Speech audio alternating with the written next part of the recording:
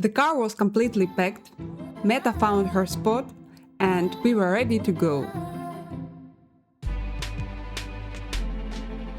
Our first stop, Glavatici Beach. And let's just say, the road there was not exactly made for our little car.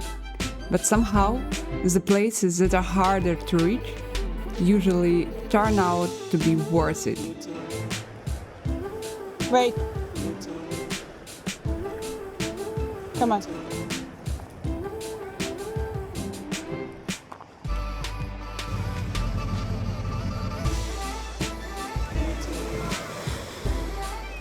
Cool. Meta.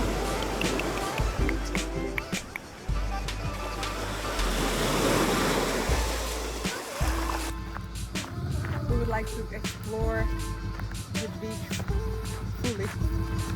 So I'm going to another side and we'll try to find something cute.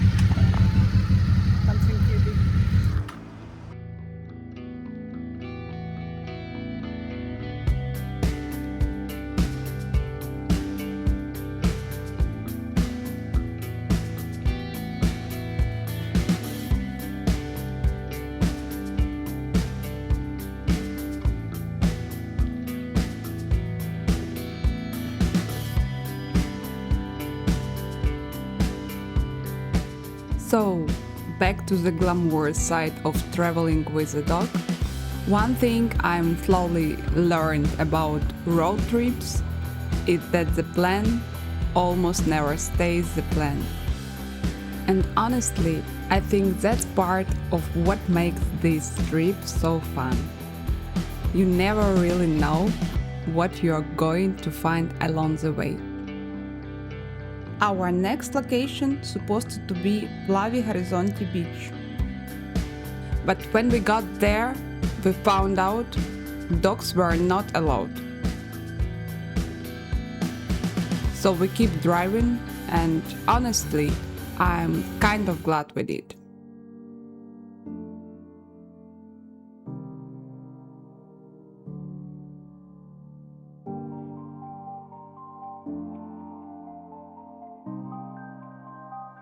On the way, we found this little group of Aleppo pines, hidden between bushes and stones. From above, it looked like its own little world.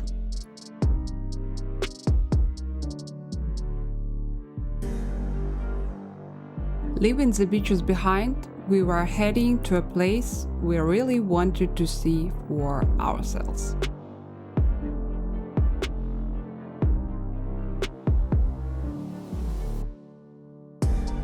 This is Fort Kavala.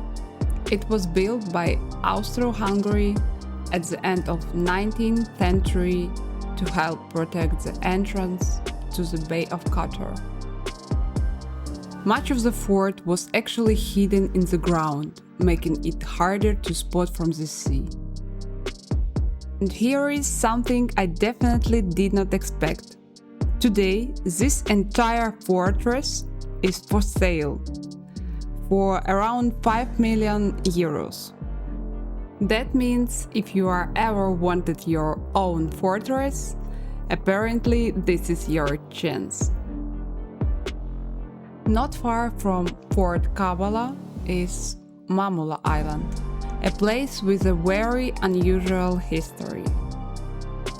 During Second World War, it was used as a concentration camp. And today it is a luxury hotel.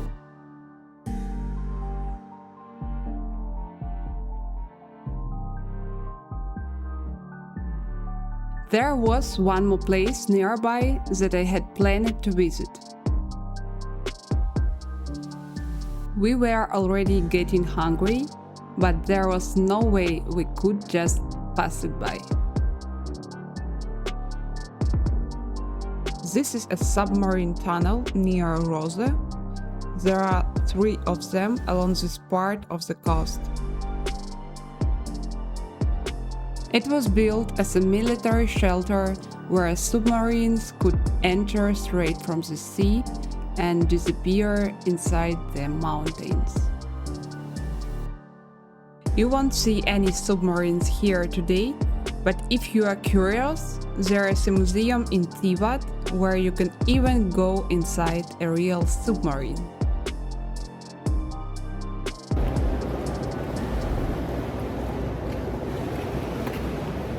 So huge, so big, like I don't know how much meters up here. I will check it on the internet. Okay, I checked. The tunnel is about 115 meters long. That's much bigger than I expected. Years later, electronic music events were actually held inside the tunnel. Just imagine a party in here.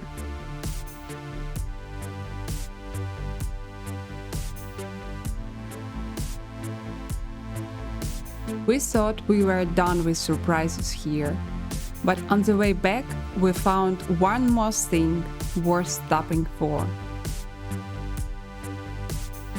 This whole area is actually popular with divers. And there is much more hidden underwater here than you can see from the surface. Not far from the submarine tunnel, there was an old shipwreck sitting in incredible clear water.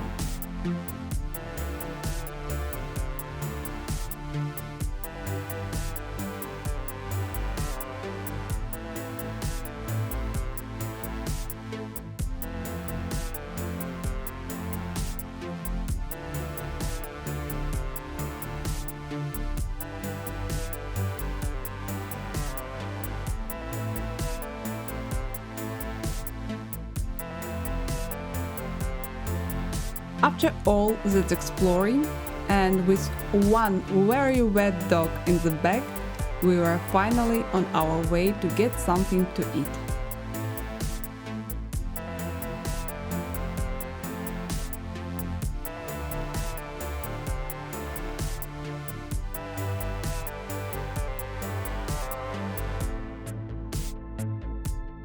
But apparently lunch had to wait, because we spotted this huge cruise ship on the way.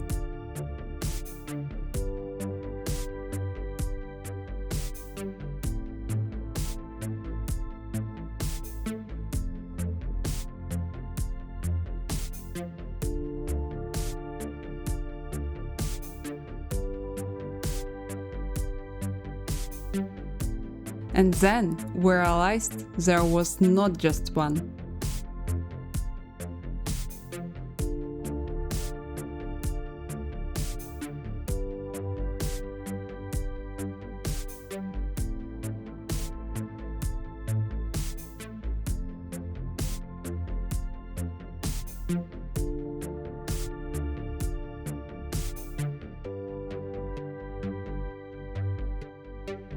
We drove into beautiful old Kotor, past the fortress and continuing along the coast.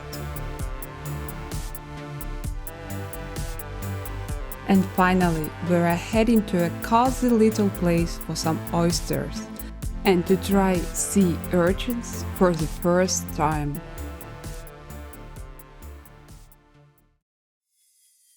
We found this small, cozy place right by the water, and it was finally time to try some local seafood.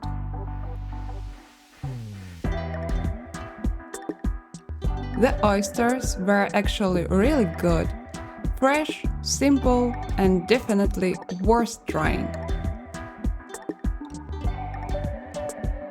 We also ordered one sea urchin, just to see what it tastes like. They told us here that they get them from about 25 meters deep, which sounded pretty impressive. But honestly, the sea urchin was not really for me. It tasted a little sweet and had a very unusual flavor.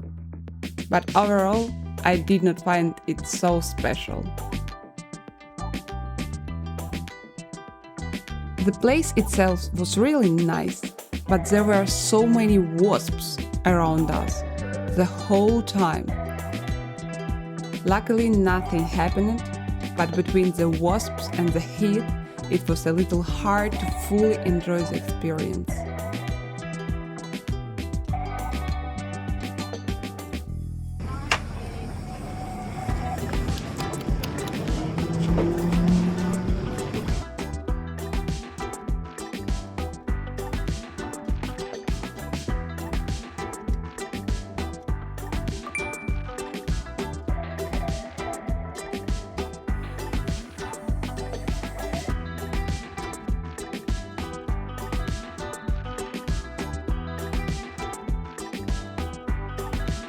After lunch, we had a little more driving to do, and then it was finally time for our campsite.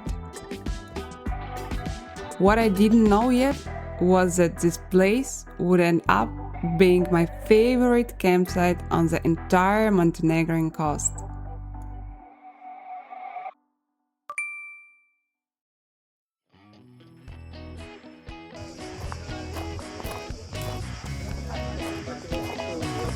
Yeah, that's it.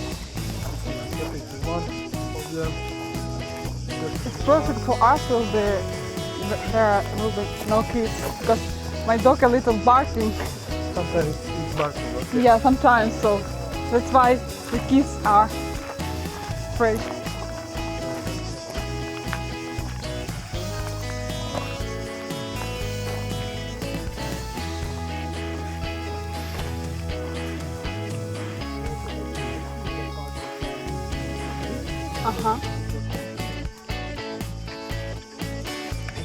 There is a restaurant, right? Couple of them. Ah, okay. For 4 days.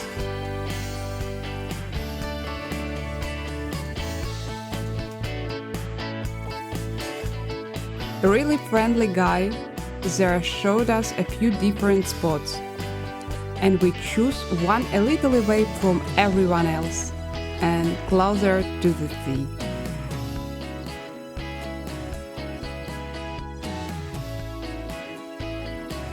And of course, before doing anything else, we had to check out the beach.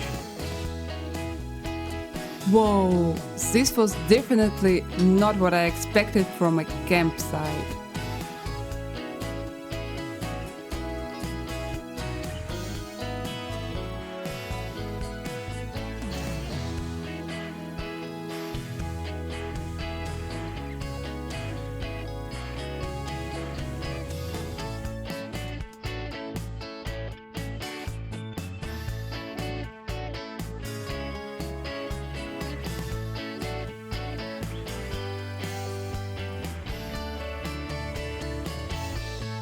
But there was no time to just stay and watch the sunset. I still had a tent to set up before it got dark.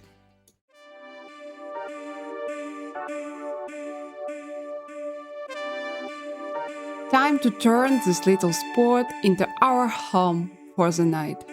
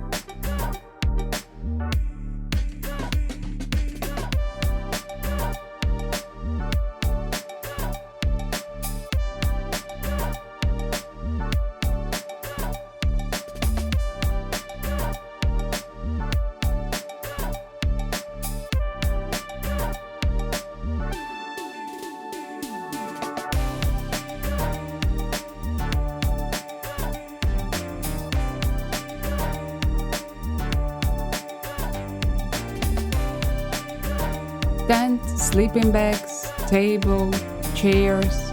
I think we are officially settled in.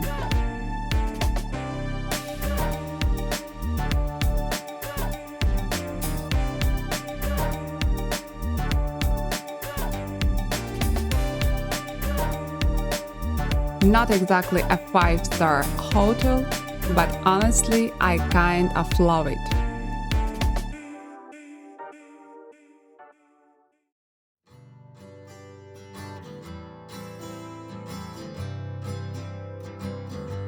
After such a long and eventful day, we could finally sit down, have some food, and talk about our plan for tomorrow.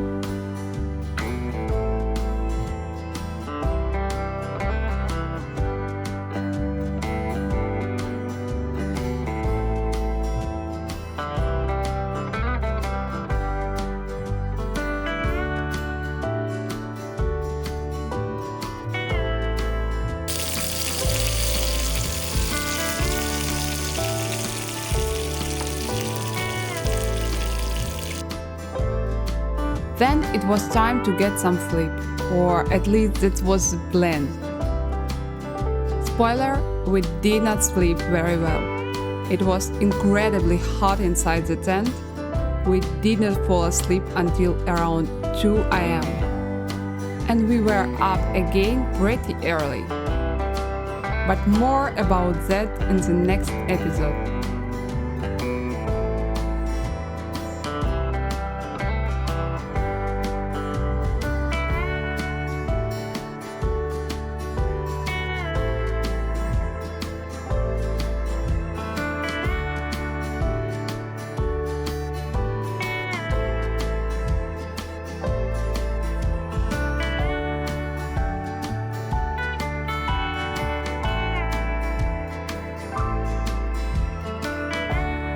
And that's where I will leave you for today. Good night from Montenegro and see you in the next part.